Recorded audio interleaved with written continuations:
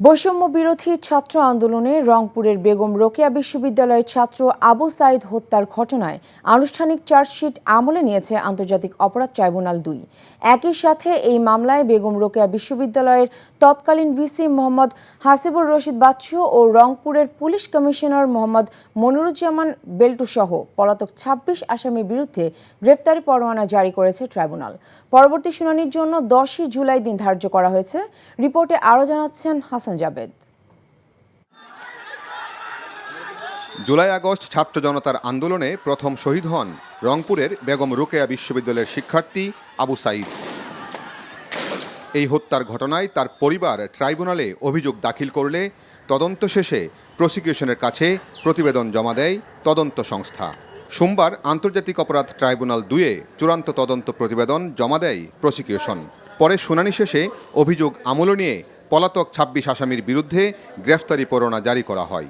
International crimes tribunal অ্যাক্টের ৩-এর ২ এবং ৩-এর ৪-এর ১, ২, ৩ এই ধারায় তাদের বিরুদ্ধে অপরাধ আমলে গ্রহণ করেছেন।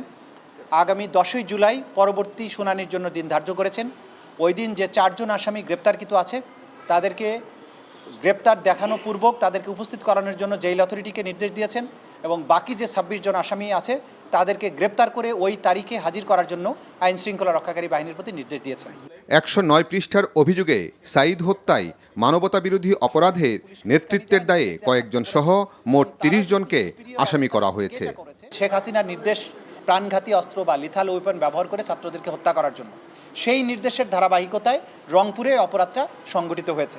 সুতরাং সুপিরিয়র দায় হচ্ছে শেখ হাসিনার, আসাদুজ্জামান খান কামালের, আইজিপির এবং তারপরে পুলিশের রংপুরের যারা ঊর্ধ্বতন কর্তা ছিলেন তাদের ব্যাপারে ঊর্ধ্বতন দায় এখানে এই মামলাতে পাওয়া গিয়েছে এবং তাদের ব্যাপারে চার্জশিট দাখিল করা হয়েছে। বিশ্ববিদ্যালয়ের যারা ঊর্ধ্বতন কর্তা ব্যক্তি যারা এই মামলার আসামি তাদেরকেও এই দায়ে দায়ী করা হয়েছে। এই মামলায় ইতোমধ্যে ৪ আসামিকে গ্রেফতার করে কারাগারে পাঠানো হয়েছে।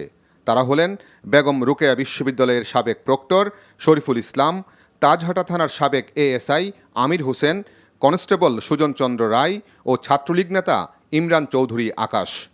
Hasan Jabed, NTV news, Dhaka. বান্ডেল থাকলে প্রতি সেনমানিতে টাকা বাঁচবে।